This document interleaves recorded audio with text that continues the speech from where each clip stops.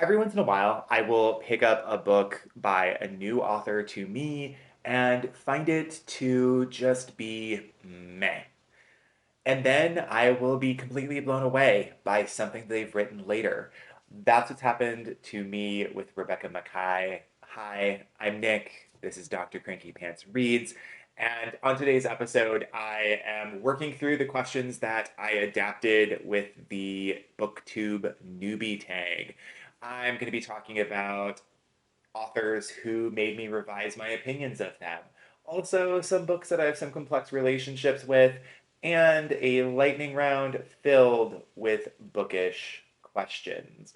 So, stick around, grab your favorite cup of whatever beverage, and let's talk some books.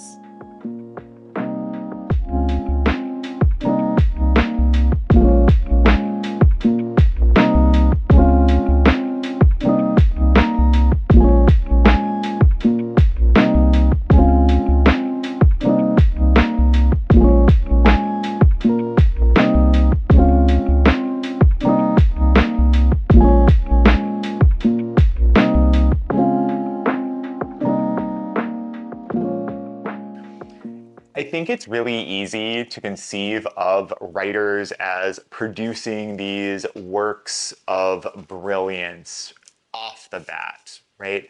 That every single book that they've written is going to be amazing. However, that's just not the way it works. Just like anyone working to get better at something, their first initial attempts might not be as great, but that doesn't mean that they won't produce something really exceptionally good later. One of the cool things about having a reading history is the opportunity to revise an opinion about an author. And for me, the author that is most apparent with is Rebecca Makkai. I first encountered Rebecca Makkai probably somewhere in 2015 with this book, The Borrower. Well, I discovered it in 2015. This is her first book. It came out in 2011. It takes place in Missouri, which was the connection that I was seeking out. I was living in St. Louis at the time and was looking for books that were reflecting the state in which I lived. I added it to my list of books to seek out. There wasn't a copy available at our library, and so I haunted some used bookstores. It wasn't high enough of a priority for me to order it, and I was just up for happenstance, and that happenstance did come to pass, though I think it might have created some more bias around the book, and so I just want to acknowledge that because I found The Borrower on my first trip to London, and that was a magical trip for me. It was my first time in the city. It was my first time traveling alone. It was my first time in the London Review of Books bookshop. And there it was. It was going to be my book for the plane home. And then I started it. And for those of you not familiar, it's got a really interesting premise. Lucy, a children's librarian, helps Ian, one of her young patrons, escape his really restrictive home life. And I was excited to see what it had to say about freedom and books. But the last third of the book kind of felt like a 2 liter of ginger ale with the cap left off. It just felt flat. And that really colored the way I thought when her 2018 novel, The Great Believers, was coming out. I kind of was avoiding it, actually, because this was such a meh read. Until I had a reader friend sit me down and say, look, you have to read this. You have to read this. Just trust me, you have to read it. And I'm so glad that they had that difficult conversation with me because I loved this book. The Great Believers has this really amazing dual plot line, one part of it happening in early 1980s Chicago, where a group of gay men anchored by character Yale Tishman are navigating the early days of the AIDS epidemic. There's this additional plot line in 2015 where Fiona, who's the sister of one of Yale's friends from the earlier plot line, is trying to find her estranged daughter in Paris. Makkai does such a phenomenal job with these dual plot lines. They have characters and themes that overlap. You know I love a book with scope, so she was speaking to my heart here. And she makes this story about survival and grief and long-term trauma feel incredibly human. In fact, I still think about Yale. Yale Tishman is a character who lives in my head. He seems to represent for me all of the potential and all of the talent that was lost in those early years of the AIDS crisis. And Makkai doesn't shy away from portraying the devastation of that point in time, which I really, really appreciated. But it's not just a story about trauma, it's really a story about resilience and love and community. She's able to really mine these themes of hope and memory to create a phenomenal, phenomenal read. And that trajectory has just continued even with her newest release. I have some questions for you, but I still love The Great Believers. Definitely one of my favorite books ever. I normally have a copy of my own that I loan out indiscriminately, but have not gotten back yet. So it's probably time for me to seek out another copy just to keep and have on hand for the next time someone says, oh my gosh, I haven't read that book, was it good? And then I can just hand it over. But it's really cool to think about authors whose work has shifted and changed. And Rebecca Makkai's shifted and changed in such a way it completely changed my thinking about her.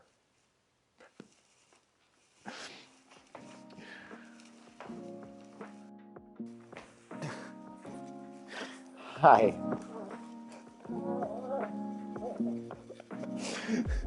Okay. Do you want to stay? Do you want to be in the video? Do you want to be in the video?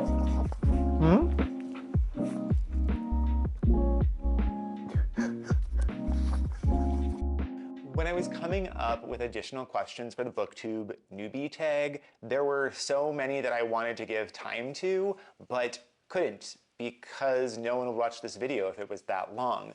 So here's what I'm gonna do, a lightning round.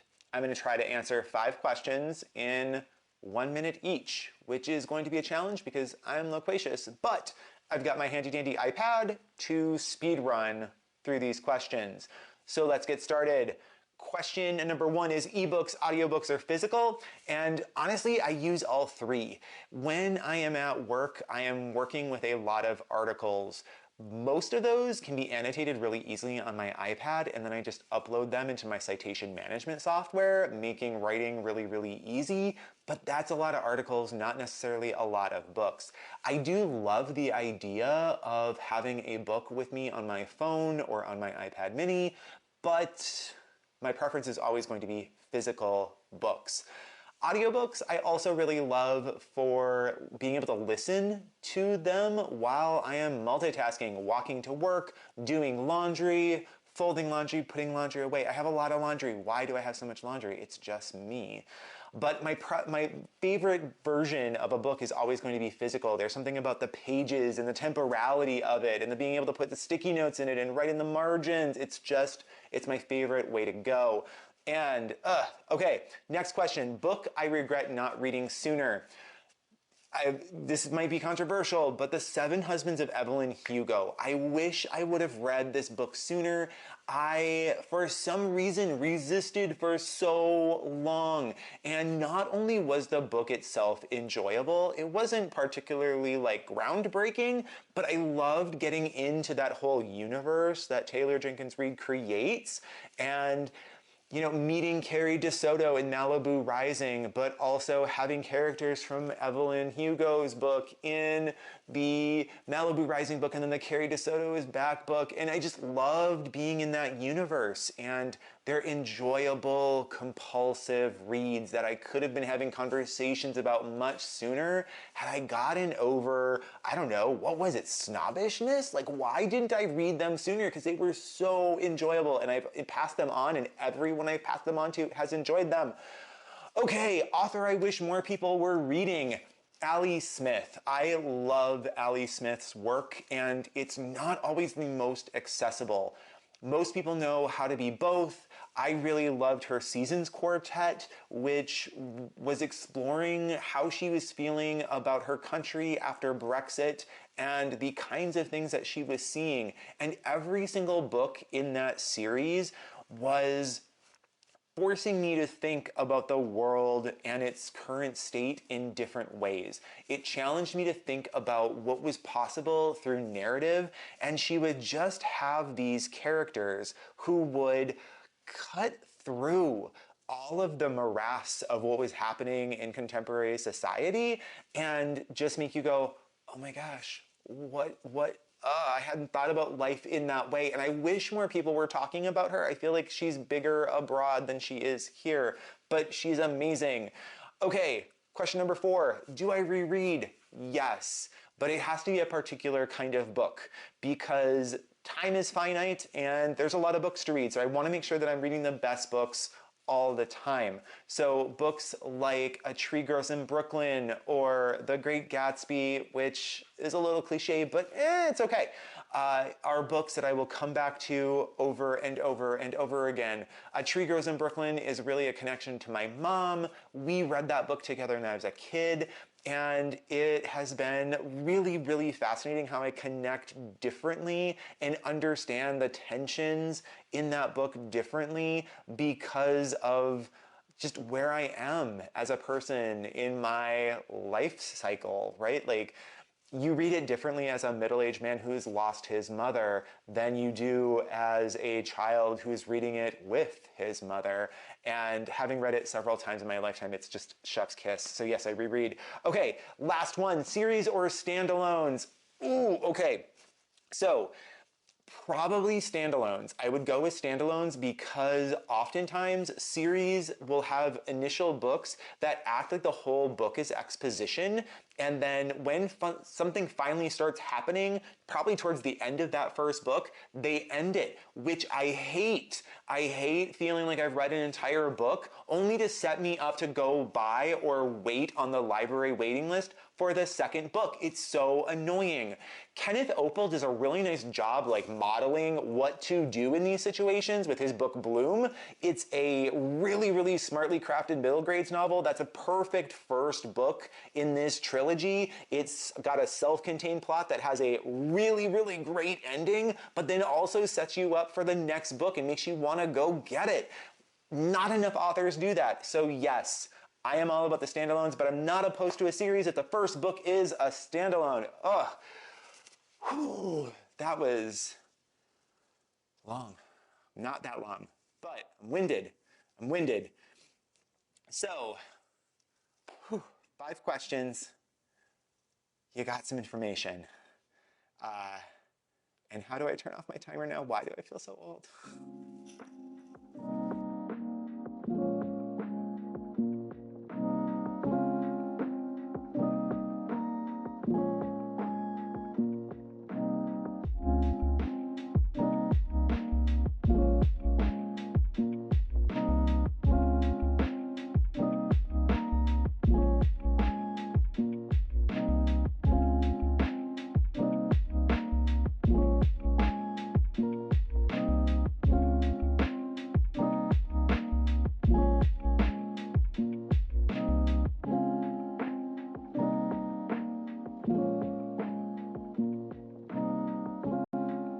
Talk about a book I have a complex relationship with. And I don't think it's just me who has a complex relationship with this book. A search on YouTube for A Little Life will give you some results of lots of folks who have lots of thoughts on this book. And so here's mine for what they're worth. I picked up A Little Life on my way back from Copenhagen. It was my airplane book going with a theme, and I read it in about 8 hours. By the time I was done reading it, I wasn't quite sure what I had just read. I ended that book feeling emotionally exhausted and a little weirded out by how compelling that book was. There was something in that book propelling me through it. If you're not familiar with A Little Life, it really focuses in on the relationships between four friends in New York, but it really centers its narrative on Jude. Jude is a lawyer. He is the device through which Yanagihara dives into some pretty dark territory. Jude has experienced a lot of abuse, and that has resulted in some long lasting pain and tendencies for self destructive behavior. To buoy him, he has three friends that he met in college: Willem, JB, and Malcolm. And they provide this kind of powerful support network for Jude as he tries to work through some of the things that he has experienced in his life. And one of the themes that this book explores are the limits of love and loyalty to heal. Love does not indeed conquer all. Love doesn't always heal. It doesn't have the power to reset us to factory settings. Now, all of that said, it's also important to recognize that there's been a lot of criticism lobbed at this book, particularly around trauma and disability. And this criticism is legit, it's worthwhile. I don't want to discount it in any way, shape, or form. The sheer amount of abuse and chronic pain and propensity towards self destruction in this book sometimes creates a sense of violence that feels excessive and exploitative. There are definitely scenes where I had to breathe. I had to remind myself to breathe because it felt like too much at times. This is not a book for everyone. It's not a book for everyone. There's also an ableist kind of criticism out there that Jude as a character is defined by his pain, and there's really no room for growth or joy. His life is literally little. And while that ties in with the title, it does perpetuate harmful stereotypes that people with disabilities are tragic, broken figures who cannot be healed. And that is absolutely not true. Like I said, it wasn't until I had some time away from the book that I was able to think through what Yanagihara was trying to do here. And I don't know that that necessarily matches up with some of the things that she has said as an author, but my own reading of the book actually helped me dig into thinking about our responsibilities to one another when we are in friendships where there has been trauma experienced by one person or the other, and the kinds of care and connection that we are responsible for within those. It's a really complex book. I have not had the stomach to reread it, but I'm still thinking about it. Still thinking about it. So I wouldn't say go read A Little Life if you haven't. You have to be in a particular space in order to read this book. However, despite some of the problems within the book, I think it does ask us to think about some really interesting questions to which there are no easy answers.